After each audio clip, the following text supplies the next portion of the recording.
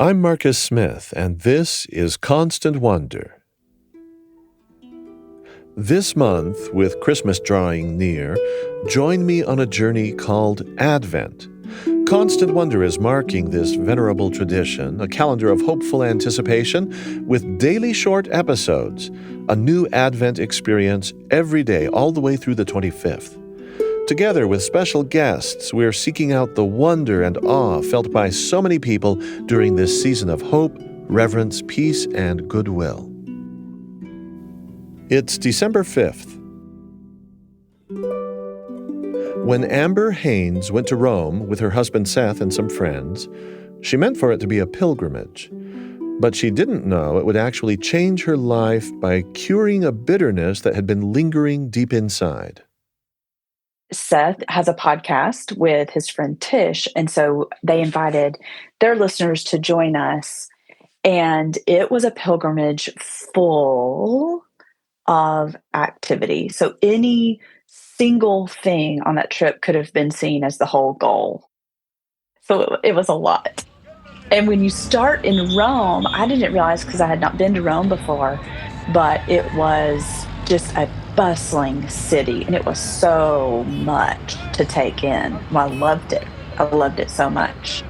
Just the art was its own pilgrimage.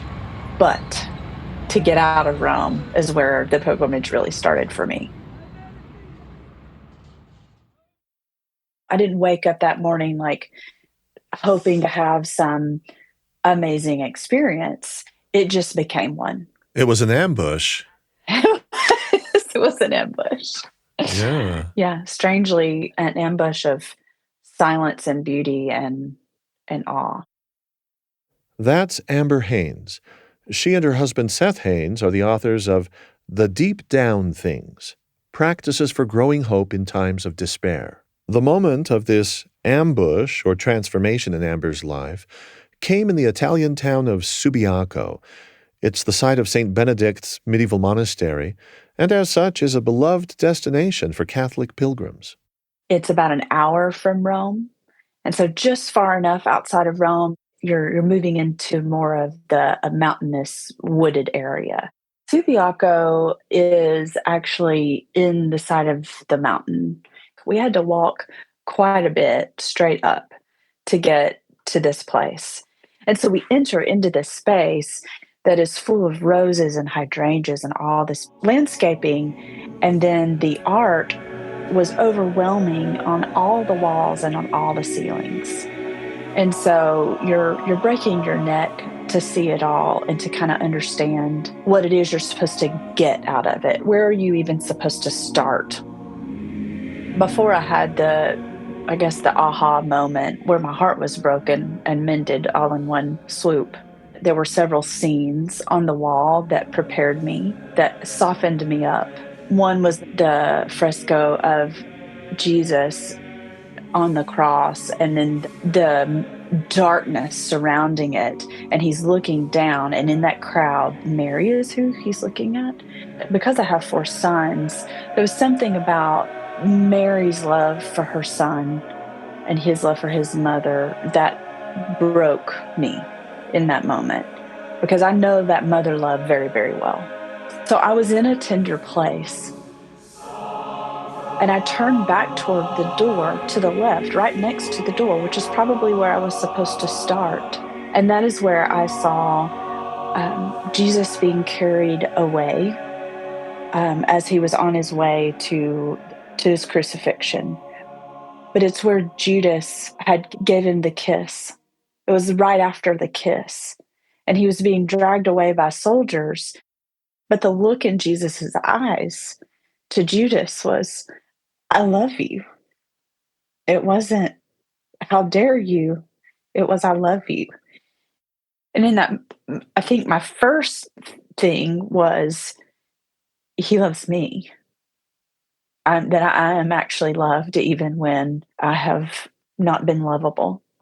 And the other thing was how much he had to have been hurt by his friend that he loved. And then I remembered my own deep woundedness and pain. And in that moment, I felt a deep sense of sincere love for the person who had hurt me. And that is not a thing that I had felt before, like in my process of really trying to come to forgiveness. Could you give us just enough of the backstory for us to understand what you were grappling with and what it was you had to forgive?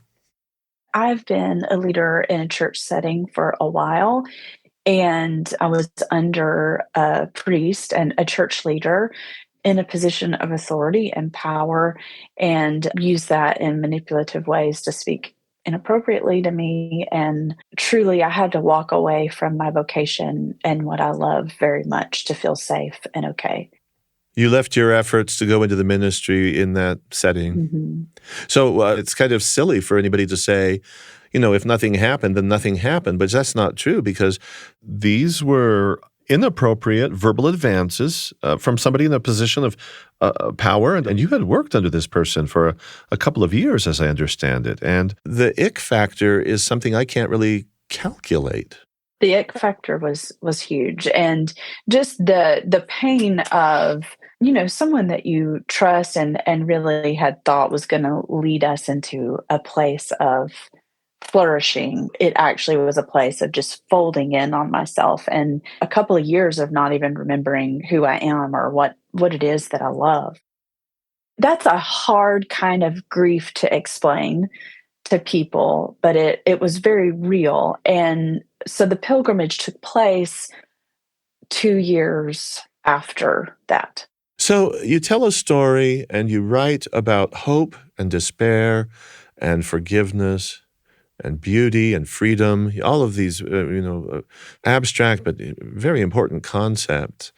In this pilgrimage of yours, in the moment, did you know that you had been changed? Yes, in the moment, I knew I had been changed. The image that came into my mind was that I have a throne.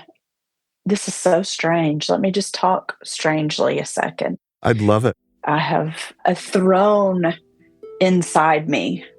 And the question was, what do I let sit on the throne? I had let a lot of fear and betrayal remain there, even though I had prayed my prayers and said, I forgive this. The wrongdoing was wrong. I'm not about saying that it wasn't.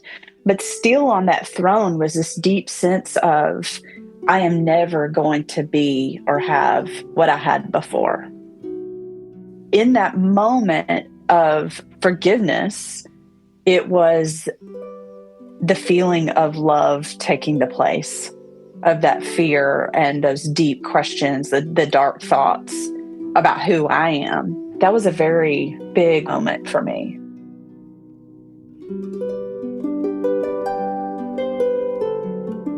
Thanks for joining with us today on Constant Wonder for Day 5 of our Advent observance. Our guest has been Amber Haines. She and her husband, Seth Haines, are the authors of The Deep Down Things, Practices for Growing Hope in Times of Despair.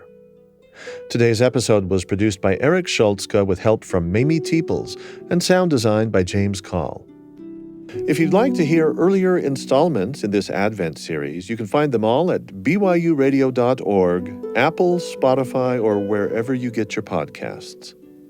Tomorrow on Constant Wonder, what does this time of year have to do with the creation story from Genesis? One mother uses the season of Advent to teach her children about the wonder of the natural world. The nature table is something fun to look at. It's something fun for them to help build. It was full of awe and wonder because that's how children operate. They operate from that place. They're already there. Building a Nature Advent Table, tomorrow on Constant Wonder. I'm Marcus Smith. Constant Wonder is a production of BYU Radio.